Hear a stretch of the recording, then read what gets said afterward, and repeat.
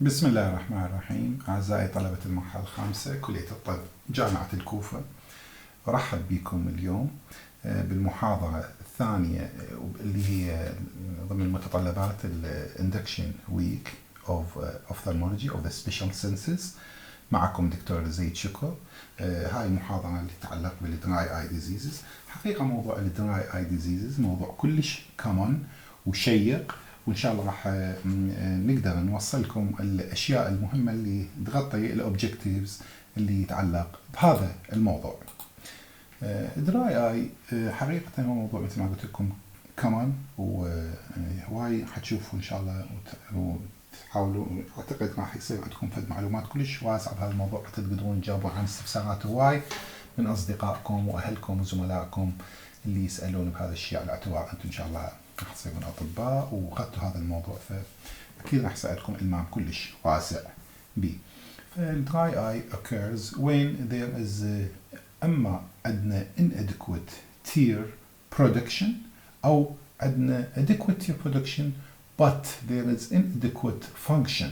يعني distribution of the tear is inadequate. يعني inadequate function results in unstable tear film and ocular surface disorders. يا إما adequate production وما يتوزع بصورة صحيحة inadequately distributed، أو أساسا inadequate production of the tear from the lacrimal gland or other glands. نشوف إنه الهيلثي تيرز هو شنو فائدة التيرز اللي موجود بالعين. سبحانه وتعالى الله من خلق لنا العين وخلق لنا معاها إنه الدمع. هذا الدمع مو مجرد سائل مائي ليغطيها فقط، وإنما يحتوي على كثير من المركبات والعناصر، يعني راح نذكرها هنا حقيقة بعض من عندهم. It's a complex mixture of proteins, mucin, electrolytes, antimicrobial proteins, lysozymes, lactoferrin, growth factors, suppressors of the inflammations مثلا interleukin والsoluble mucin which are secreted. هذا الميوسين حقيقة secreted by the goblet cells for viscosity، وبعض العناصر الأخرى اللي تنفع بال stability of the ocular surface وتدفعنا بالnourishment of the ocular surface و protection of the ocular surface. حقيقة أنه العناصر اللي لو نعددهم كلش كثيرة، بس احنا راح نقسم التير فيلم هسه ابتداء إلى 3 طبقات رئيسية. نجي من الطبقة الخارجية وطبقة وسطى وطبقة داخلية. يعني هو هذا التير مو بس السائل المائي اللي احنا نعرفه انه هو الدمع، هو هذا نفسيته الحاجز الدمع. التير فيلم يتكون من 3 طبقات. الطبقة الخارجية هي الليبيد لاير، والطبقة الوسطى هي الاكويوس لاير، والطبقة الداخلية هي الميوسين لاير. الحقيقة الطبقة الخارجية الليبيد لاير secreted by the meibomian glands distributed over the lid margin. هذه الميبومين جلانز اللي موجودة هنا بالليد مارجن، بالأبر ليد مارجن and lower lid margin. الأكويوس لاير هي طبقة الطبقة المائية secreted from the lacrimal gland. اللاكريمال gland اللي موجودة on the superior temporal angle of the orbit وهذه هي المين لاكريمال جلاند. اللاكريمال جلاندز عندنا احنا مين لاكريمال جلاند وعندنا accessory lacrimal glands. عندنا المين lacrimal gland اللي هي نتحدث عليها موجودة بالسوبيريور temporal angle of the orbital region، وهذه تتقسم إلى 2 parts اللي هي palpebral part و orbital part. تتقسم إلى palpebral part و orbital part according to the in relation to the orbital septum. والطبقة الداخلية ان التير فيلم هي الميوسين لاير. حقيقة الميوسين لاير هذه البيزل لاير اوف ذا تير فيلم، هذه وظيفتها انه تحول لنا اللي هو conversion of the outer epithelial layer من الهيدروفوبيك الى هيدروفيليك لاير. يعني تحول طبقة الابيثيليوم الخارجية مالت الكورنيا من طارد للماء الى محب الماء، من هيدروفوبيك إلى هيدروفيليك لكي حتى يصير عندنا attachment of the aqueous layer to the epithelium. لازم أكو في الطبقة وسطية متوسطة بيناتهم هي mucin layer اللي تحول السطح الكورنيا من هيدروفوبيك إلى هيدروفيليك. لو نرجع على الفيديو مالتنا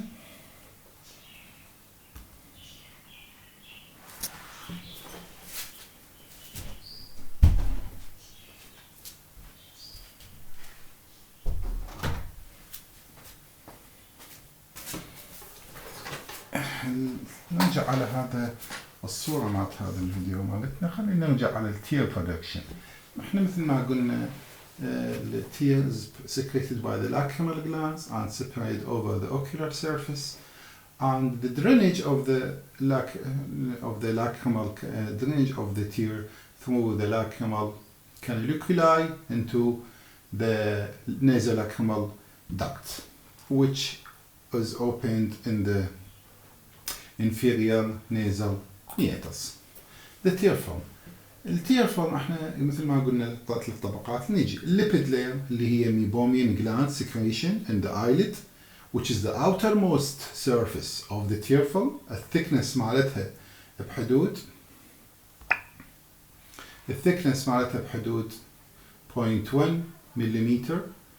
والطبقة الثانية هي الأكويوس لاير. الأكويوس لاير بالحقيقة هي الطبقة المهمة هي أصلا اللي ندرسها احنا، هو حماية الليبيد لاير. وظيفتها انه تغطي الأكويوس لاير حتى تمنع evaporation of the aqueous layer.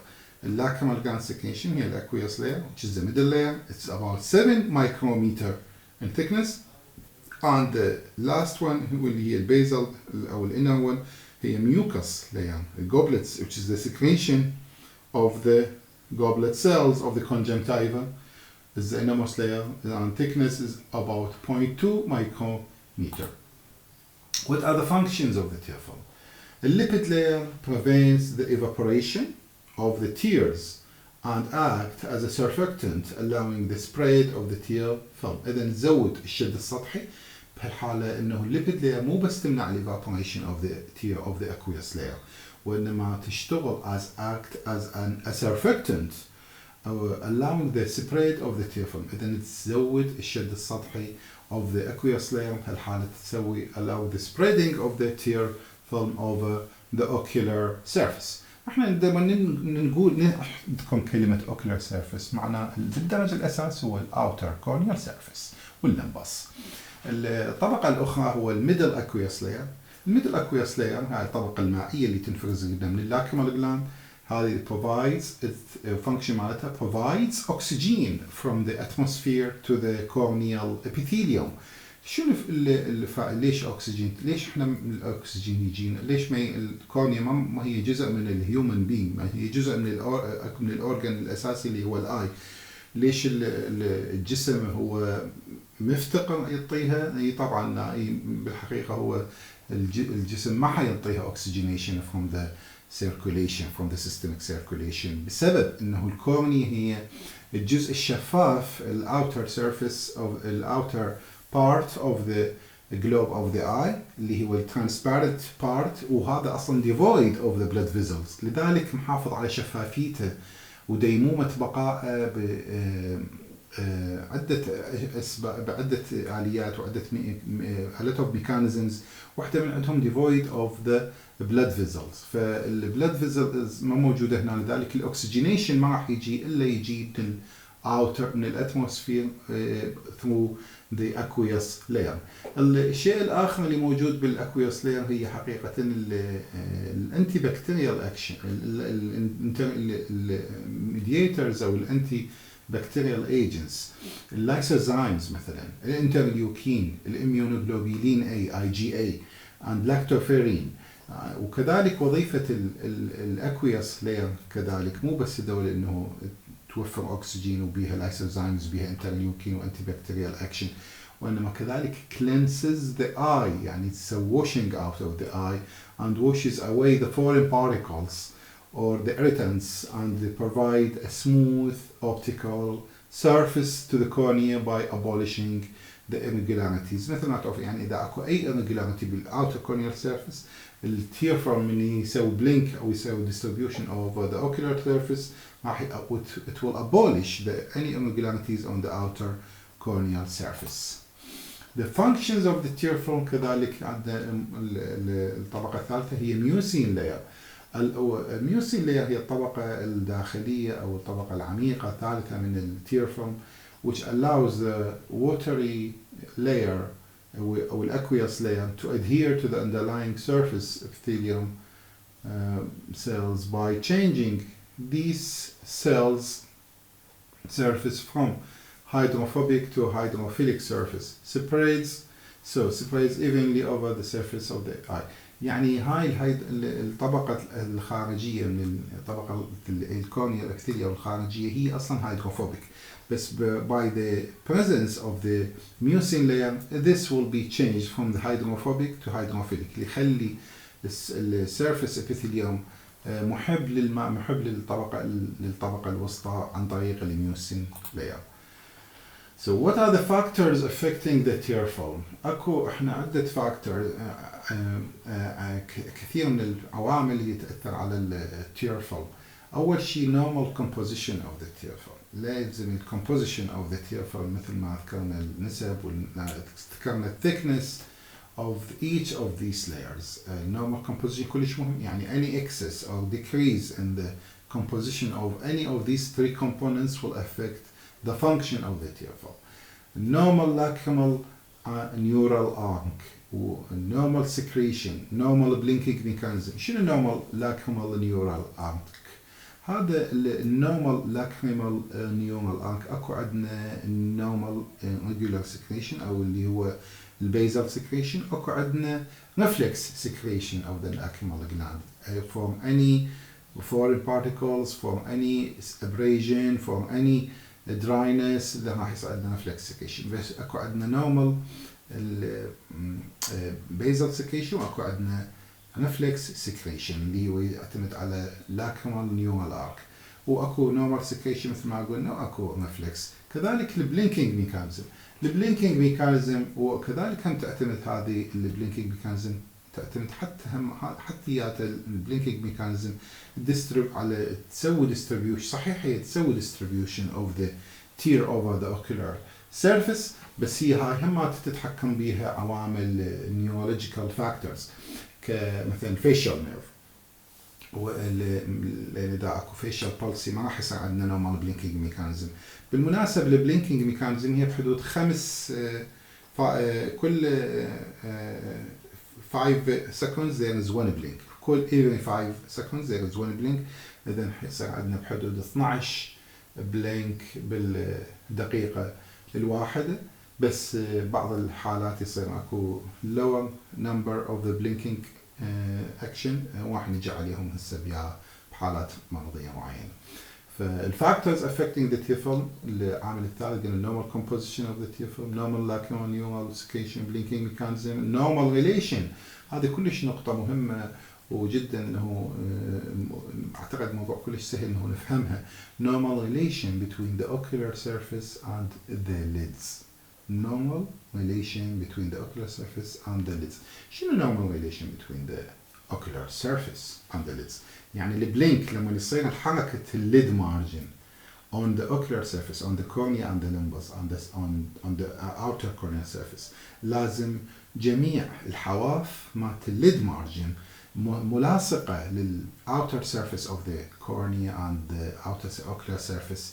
ما راح يصير اكو gap بين مكان بين او اكو فد جاب او يعني فتحه بين الاوتر اوكلر سيرفيس والليد مارجن حتى يتوزع التير فيلم بصوره متساويه. لازم اكو normal relation between the ocular surface and the lid margin. كذلك normal corneal epithelium. شنو normal corneal epithelium؟ يعني اكو corneal epithelium اللي هو اذا كان هو طبعا لازم عندنا normal corneal epithelium otherwise اذا مثلا patient عنده عند epithelial corneal epithelial dystrophy أو other corneal epithelial diseases أو sloughing of the epithelium أو ulceration of the outer surface of the cornea أو basement membrane dystrophy أو corneal epithelial basement membrane dystrophy fingerprint وماب دوت والآخرية. أكو هواي أنواع dystrophies اللي مو مكانها هسه بس حتى جبنا لكم إياها على سبيل المثال. لازم يكون عندنا normal corneal epithelium, otherwise there is affection of the tear film in this case. النقطة الأخرى كذلك normal contour of the ocular surface at the limbus. For example, patient شنو normal contour of the ocular surface؟ patient مثلا عنده ectasia يعني protruding cornea, protruding يعني acute corneal hydrops مثلا عنده مشكلة بالشيب مالت الكورنيا أو بالشيب مالت اللمبس. بالحالة راح even normal contour of the lid margin ما راح يتطابق مع هذا abnormal contour of the outer ocular surface. خلينا نقول نجيب مثال آخر مثلا حتى باللمبس ذكرناها إنه large elevated pinguicula. هاي البينجوكلا أو large أو limbal dermoid أو pterygium أو tumor mass إلى آخره. شنو البينجوكلا؟ Pinguicula there is elastotic degeneration, proliferation mostly at the nasal parts of the limbus قريب اللمبس. وهاي عادة نسمي إذا بعض الحالات نسميها pinguiculitis. بس هي عموما البينجوكلا هي elastotic degeneration of the subconjunctival tissue due to ultraviolet light. التريجيوم كذلك هم elastotic degeneration mostly at the nasal parts بس مرات يصير بي approaching أو encroaching over the corneal surface. هذا أي elevation أي pathology elevated pathology مثل limbal dermoid كذلك tumor mass أي elevation راح تنفقد normal relationship بين outer ocular surface and the lid margin وتسبب إن affection of the tear film distribution. الأوكيولار سيرفيس كذلك إنه conjunctival كلش مهم إنه لازم عندنا ocular surface هي الconjunctival epithelium يكون normal والlimbal epithelium is normal, corneal epithelium is normal. كله ذكرناه وبدنا نعيدهم هسه. والeyelids must be normal, mucocutaneous junctions must be normal. Pathogenesis and etiology. شنو اللي النقاط اللي تهمنا هنا بالباثوجينيسيس and etiology؟ aqueous tear deficiency, dry eye اللي هو عندنا الزجوغن syndrome and Nurse-Jogen syndrome. واكو lipid layer deficiency واكو mucin layer deficiency واكو kinetic disorders of the lacrimal fluids. يعني هذاك موضوع آخر اللي يتعلق إنه المواضيع النقاط الأولى اللي هو aqueous tear deficiency هي Nurse-Jogen والNose-Jogen وكل lipid layer والmucin layer دول يتعلقون بالproduction of the tear film يعني سواء كان موجود أو ما موجود والcomposition مالته. الkinetic disorders of the lacrimal fluid هنا إذا كان patient مثلا عنده مشكلة anatomical أو cosmetic problem إنه بحيث إنه اللاكريمال فلويد ما راح يتحرك بصورة صحيحة ما راح يتوزع بصورة صحيحة. هذا اللي نقصد عليه kinetic problems of the lacrimal fluid. مثلا patient عنده بليفاروفيموسيس syndrome أو patient عنده مشكلة أخرى إنه relationship بين الليد مارجن والأوكلر سيرفيس فيه مشكلة. هذا اللي نقصد عليه kinetic disorders. أو patient عنده facial pulse ما يقدر يسوي blinking. أو patient عنده مشكلة أخرى ما راح يصير sucking of the أو distribution normal distribution عفوا بالtear over the corneal surface. هو هذا اللي نقصد عليه kinetic disorders of the tear film. الجوغن syndrome هو بالحقيقة autoimmune inflammation of the lacrimal gland and salivary glands. وأكو بي primary أو secondary. السكندري مثل rheumatoid arthritis, systemic lupus erythematosus, systemic sclerosis, primary biliary cirrhosis, chronic active hepatitis, myasthenia and etc. Most common symptoms هو dry eyes and dry mouth. كلكم تعرفوا ما أخذي بالمواضيع الأخرى أكيد. الcommon non-Jogen causes اللي هي dry eye non-Jogen causes أو aqueous deficiency dry eye هي مثل فيتامين A deficiency, ستيفن جونسون syndrome, ocular cicatricial pemphigoid معروف إنه OCP. هاي شو يسوي شو راح يأثر لنا خصوصا بالأو سي بي affecting the inner mucus layer of the tear film and prevents the natural tear film from adhering to the eye. يعني احنا ذكرنا الميوسينس layer أو mucus layer الفانكشن مالتها إنه adherence of the tear of the aqueous layer to the underlying epithelium through conversion of the tear of the epithelium from hydrophobic to hydrophilic surface. فبالحالة من ما موجودة الميوسينس layer, so there will be prevention of the natural tear from adhering to the outer epithelial surface. Allergic conjunctivitis راح يصير عندنا altered tear function due to conjunctival and limbal inflammation. Conjunctival and limbal inflammation بهالحالة راح يصير عندنا inflammation راح يأثر لنا على السكريتري cells سواء كانت الأكويوس layers أو الميوسين goblet cells اللي موجودة over the distributed in the conjunctival surface. Evaporative dry eye يعني معناها انه اكو normal distribution و normal secretion of the tears بس اكو شنو اللوس اكثر من الطبيعي اللي هو يصير تبخير او تبخر بالتيرز اللي موجوده او بالاكوياس لاير الموجوده. اول شيء واحده من عندهم هذول prolonged computer hours، والنقطه الاخرى هي poor blinking reflex. مثلا patient عنده seventh palsy والبيشنتس اللي عنده exophthalmos راح يصير عندهم exposure keratopathy و poor relation or harmony between the lid margin and the ocular surface. مثل ما قلنا patient عنده ectropion أو patient عنده entropion أو patient عنده problem بالblinking mechanism، هذا يصير عندهم poor relation or harmony between the lid margin and the ocular surface. Vitamin A deficiency اللي الحالة اللي كلينيكال نسميها cirrhosis of the conjunctiva resulting in goblet cells destruction and the mucin layer deficiency. ال OCP هو مثل ما قلنا autoimmune mucocutaneous blistering disease، وراح يسوي لنا cicatrization of the conjunctiva and lacrimal ductules resulting in both mucin deficiency and aqueous layer deficiency.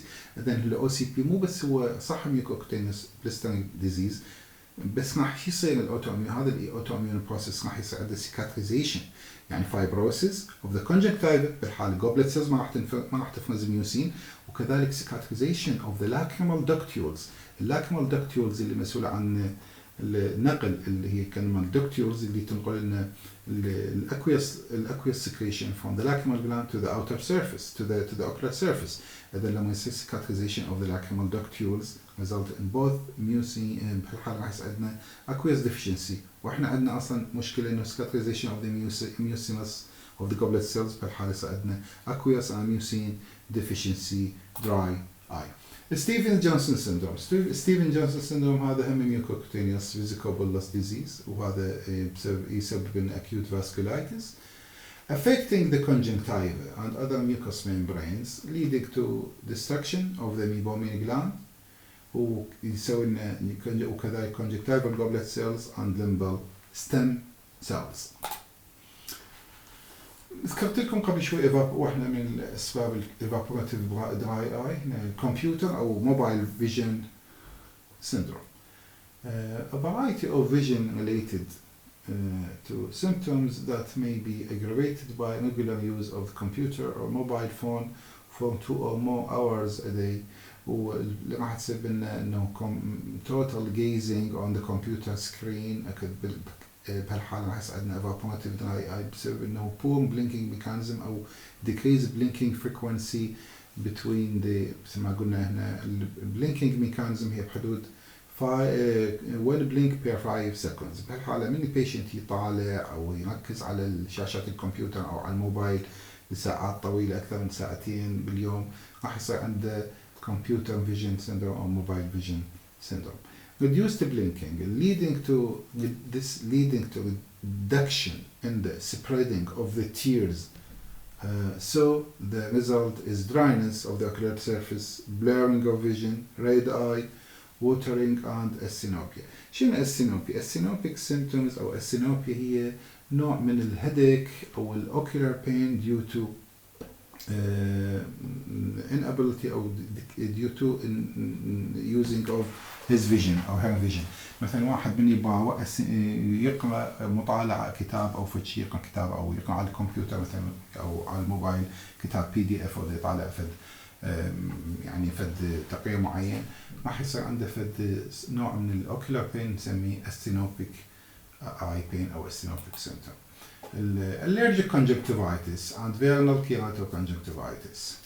Allergic conjunctivitis, recurrent inflammation of the conjunctiva and limbus leading to cicatrization and mucin deficiency, dry rubbing of the eye due to allergic conjunctivitis or even VKC, vernal conjunctivitis. Rubbing of the eye causes meibomian gland diseases because of the rubbing of the lid over the globe راح يسبب destruction or disease of the meibomian gland causing lipid deficiency, dry eye. اكو medications كذلك تسبب dryness dry eye. واحدة من عندهم هي الدايوريتكس. الأداة medications هي بيتا بلوكرز، الانتيهستامينز، sedatives، anxiolytics، الانالجيسيا كذلك تسبب dry eye. lipid layer deficiency. lipid layer deficiency واحدة من عند الانفلاميشنز اللي تسبب lipid layer deficiency. blepharitis يعني inflammation of the lid margin. meibomianitis inflammation of the meibomian gland اللي مسؤولة على secretion of the lipid layer. rosacea one of the famous or important inflammations يعني أكيد سامعين بها بالجلدية أول شيء إنه inflammation of the inflammation of the epidermis, inflammation of the meibomian glands. Lipid layer deficiency affecting the outer lipid layer of the tear film causing excessive evaporation. في الحالة ما عندنا lipid layer والليبيد layer وظيفتها إنه تمنع الإيفابوريشن. في الحالة راح يصير أن tear film is exposed due to uncover or there is no coverage of the lipid layer. لذلك يصير أن excessive evaporation of the natural tears from the eye. Clinical features. The clinical features أكو عندنا symptoms وعندنا signs. نبدأ بالsymptoms. الsymptoms هي burning sensation. يجي patient يقول عندي حرقة أحس بحرقة بعيوني burning sensation. وforeign body sensation يعني كأنما يحس أكو جسم غريب، كأنما أكو بداخل عينه داخل رمل أو في الجسم غريب. foreign body sensation. exaggerate over the day. كل ما يعني يقعد الصبح شوي يزول شوي يزول over the passing hours of the day راح يصير exaggeration in the foreign body sensations. stringy mucus discharge. stringy شو أكفد افرازات يقول عندنا افرازات مخاطيه يلاحظها هو patient من يباوع بالمرايه او ما يقعد الصبح يصير عنده mucus secretions. clinical features كذلك transient blurring of vision يصير عنده لحظات او حالات معينه اوقات بعض الاوقات يصير عندنا blurring of vision. وكذلك يقول يشكي من حمار بعيونه هو madness و difficulty in wearing خصوصا السيدات او الانسات ممكن تقول لك انا ما اقدر البس العدسات اللاصقه مالتي سواء كان the cosmetic او therapeutic contact lenses. تقول difficulty in wearing تشكي من difficulty in wearing contact lenses. وكذلك يشكون من crusting of the lid. اكو يشكون بعض البيشنت يقولون عندنا crustaceans او عندنا افرازات موجوده على الليد margins. الساينز اللي ممكن نلاحظها احنا من خلال فحصنا البيشنت with dry eye هو tear meniscus at the inferior lid margin is less than 1 mm. الtear meniscus هو شنو؟ هو هذا convexity of the liquid of the tear موجودة على lid margin. نشوف الtear meniscus at the inferior lid margin طبعا نشوفه بالسليت لامب أفضل which is less than 1 mm thickness or less than 1 meter or 1 millimeter height. الTBUT شنو هذا؟ tear breakup time. tear breakup time is less than 10 seconds. يعني البيشنت من نسوي له فلورسين او حتى بدون فلورسين ونباعه بالسليت لامب نقول له لا ترمش خلال 10 ثواني اقل مفروض 10 ثواني التير فيلم مالته ستيبل. بينما البيشنت اللي عندهم dry eye disease راح نلاحظ انه عنده البريك اب of the tear film of the column of the tear film on the over the cornea راح نشوف قدام راح يصير ينكمش التير فيلم يصير مكانات patches of the loss of the tear film on the corneal surface. هذا نسميه البريك اب تايم يعني خصوصا كان اقل من 10 نسميه failed tear break up time اللي هو اقل من 10. هذا واحده من الساينز المهمه بال dry eye disease. كذلك بالفلورسين ستينينج او بالروزبينجل ستينينج نشوف عندهم punctate corneal epithelium, corneal erosions, punctate corneal and conjunctival erosions. نشوف عندهم staining بالcorneal surface أو بالconjunctival surface. عادة احنا نستخدم fluorescein بالclinical examinations مالتنا لأنه موز بنجل عادة كلش يسوي stingy sensations، يعني الحرقة كلش قوية اللي يسويها، فلذلك نستخدم هو most يعني favorable هو الفلورسين بالexamination مالتنا. طبعا هذا الكورنيال epithelial أو conjunctival punctate epithelial lesions نشوفه خصوصا بالinferior area بالinferior region at interpalpebral area of the ocular surface. interpalpebral يعني منطقة بين الجفن العلوي والجفن السفلي، المنطقة الexposed area للenvironment، المنطقة بالوسط مالت الكورنيا نسميها interpalpebral area. كذلك شنو واحدة من الساين اللي نلاحظ هو excessive mucus and debris in the tear film. excessive mucus and debris in the tear film and filaments on the cornea. اكو فيديو ان شاء الله الله وفقني انه لحقت اعطيكم اياه او حاول اصعده واشرح على excessive mucus and debris in the tear film and the filaments on the cornea. الورك اب احنا شلون نبدي بالهيك بيشنت، شلون نبدي نشتغلهم. حقيقة الهيستوري كلش مهم.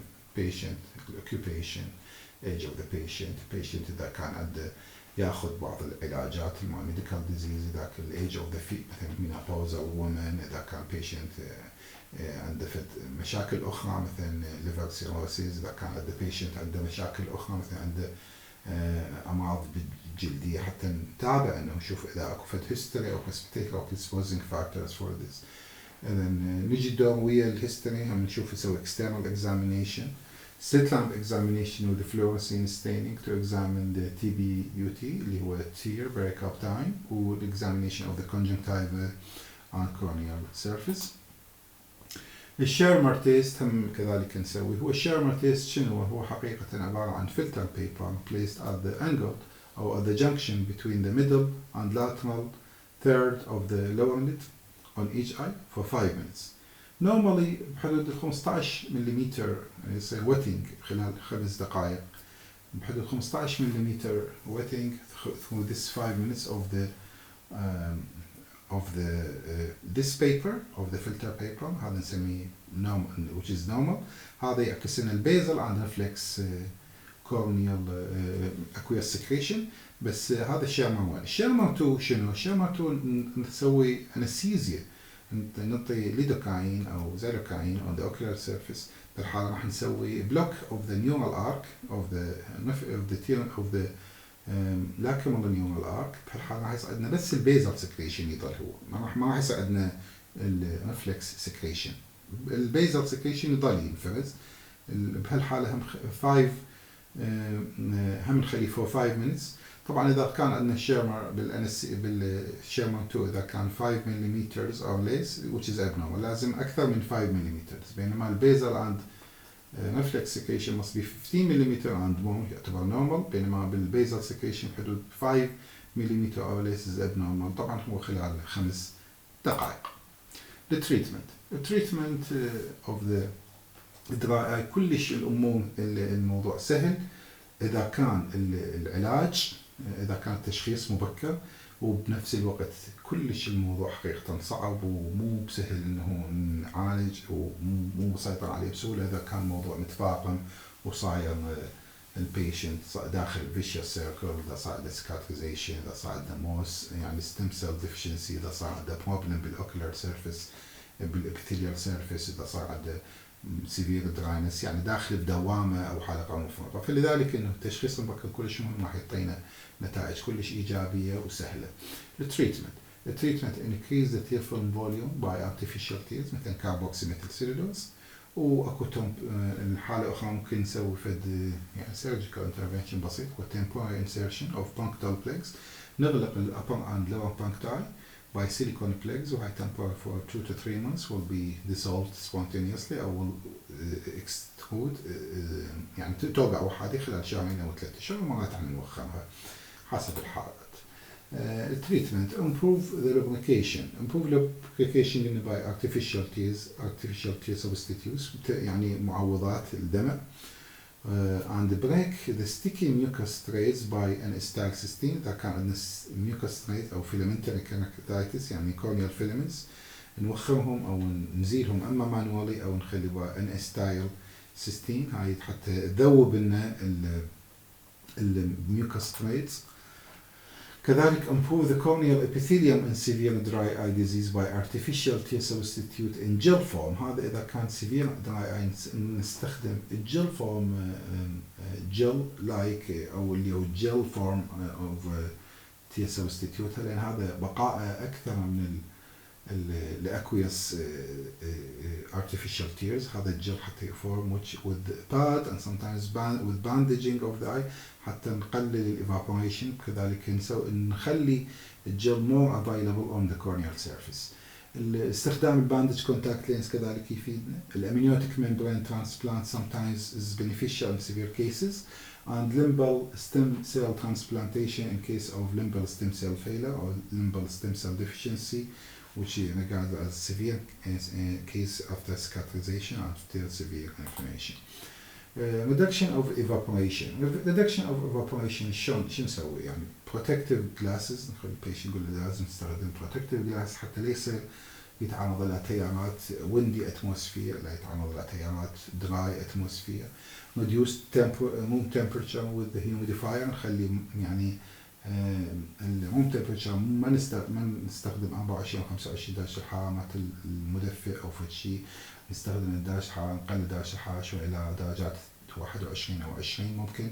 نستخدم هيوميديفاير أو يعني جهاز تنطيب للغرفة. كذلك نستخدم إنه with the artificial حتى نقلل الإيفابوريشن نستخدم lipid artificial tears. والليبيد مساج كذلك for the meibomian gland. الليبيد مساج for the meibomian gland يعني massaging of the upper and lower lid to express more meibomian gland secretion. وكذلك نقطة مهمة أخرى هي lateral transferography. lateral transferography فيها كل النقاط هذه حتى يقللون الليبيد يقللون evaporation of the tears from the ocular surface. lateral transferography يعني نسوي في temporal or even permanent suturing of the lateral 1/3 of the يعني at the junction of the lateral 1/3 with the medial 2/3 of the lid. يعني الupper والlower lid نسوي لهم suturing at the lateral part حتى نسوي نقلل opening interpalpable opening حتى يقل ocular surface اللي معرض للهواء والمعرض للفضاء الخارجي حتى يقلل evaporation of the tear fall. For computer vision syndrome اللي patient اللي عندهم computer vision syndrome أو computer أو mobile phone vision syndrome, the screen must be 15 to 20 degrees below the eye level. وأنا مثل ما دا أستخدمها هسه بالحقيقة يعني حاول قدر الإمكان نتجنب إنه هو النظر المباشر للكمبيوتر. لازم نستخدم حدود 15 إلى 20 درجة نخليه below the eye level يعني نخليه للأسفل شوي عن مستوى الآي. وكذلك using the anti-glare screen أو protectors. والليد تريتمنت الليد هايجين كلش مهم حتى نقضي على الانفلاميشن. والليد مساج كذلك. وإذا كان بنات حالات معينة نستخدم دوكسيسايكلين 100 ملغ باي ديلي for 10 days after meals خصوصا لأنه patient لأنه كلش نسوي gastric upset أو esophagitis. ونقطة مهمة الأخرى هي control of the inflammation. واحدة من lines of treatment هي إذا أكو inflammation عندنا topical steroids there is no contraindication and use with caution to avoid the elevation of the intraocular pressure. and the topical cyclosporine A اللي هو 0.5% by daily كذلك for 1 month. و supplement growth factors كذلك نقدر نستخدمهم to increase the goblet cells expression and improvement of the ocular surface. وحالات مهمة كذلك حالات كلش نحتاجهم هو الأوتولوجوس سيرام اي دروبس. شنو هذا الأوتولوجوس سيرام اي دروبس؟ إذا واحد ممكن يسأل عليه خلينا نقول لكم يا شنو الأوتولوجوس سيرام اي دروبس. حقيقة الأوتولوجوس سيرام اي دروبس هو نسحب دم من البيشنت بحدود 7 إلى 10 سي سي ومن نفس البيشنت، وهذا ندخله سنترفيوجيشن ونسحب من عنده بس السيرم، ناخذ السيرم يعني 1/5 of the eye drop، بحدود يعني 20% من الاي دروب هي عبارة عن سيرم، وال 80% الباقية نضيف له artificial tears ونخلطه زين ونعطي البيشنت نقول له تستخدمه hourly أو every 2 hours أو every 3 hours حسب، بس لازم ينحط بمكان كلش بارد لأنه البروتين مالته ممكن يتلف، ممكن المواد مالته تتحلل، فلازم ينطى خلال 5 أيام، وراح تكون تندب بالقطرة، ماكسيموم هي 5 أيام، وراح تندب بالقطرة، بعدين يكون يسحب دم جديد ويخلي.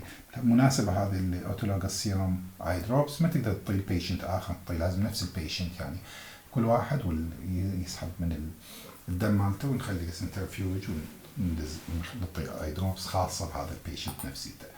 الكونكلوجن: dry eye disease. Dry eye complaints are frequent and frequent presentation at ophthalmology outpatient department due to our current environment, pollution, lifestyle.